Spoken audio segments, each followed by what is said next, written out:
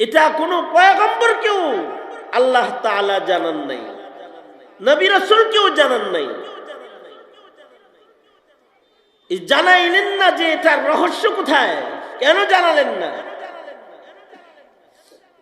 জানান নাই এই কারণেই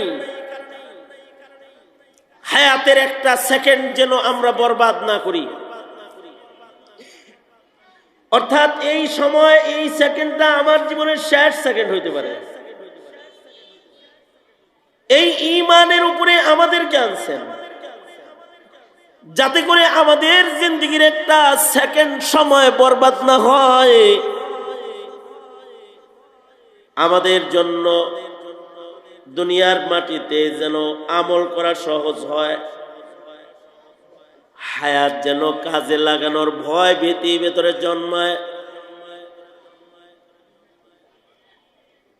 কারণ এই দুনিয়ার কোনো কিছু সাথে যাবে না নেক আমল ছাড়া। কৃতকর্মেই মানুষের সঙ্গী। দুনিয়ার কোনো সরো সামান একটা মানুষের সাথে কবরে যায় না। জানা হোগা ইহা সে कुछ नहीं तेरा साथ होगा, चंद गज कफन का टुकड़ा तेरा लिबास होगा, चंद गज कफन का टुकड़ा तेरा लिबास होगा। যাবে এখান থেকে কয়েক টুকরা কাফন ছাড়া অন্য আর কিছু এই পৃথিবী থেকে সাথে যাবে না।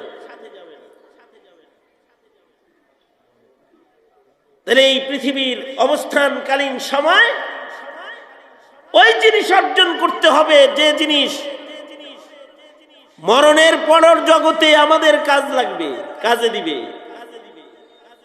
আল কাইয়িসু মান দানা নাফসাহু ওয়া আমিলা লিমা বাদাল মাউত।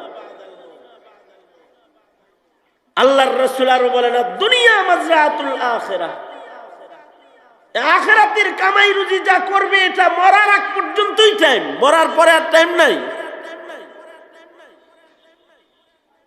মরার পরেও কি মানুষ ইবাদত করে? করে। আল্লাহ যার মরণ ভালো করে তার কবরও ভালো করে। আল্লাহর পেয়ারা পেয়ারা বান্দাদেরকে আল্লাহ তাআলা মরার পরেও ইবাদতের মওকা দান করে। কিন্তু কোনো নেক নাই, সব নাই।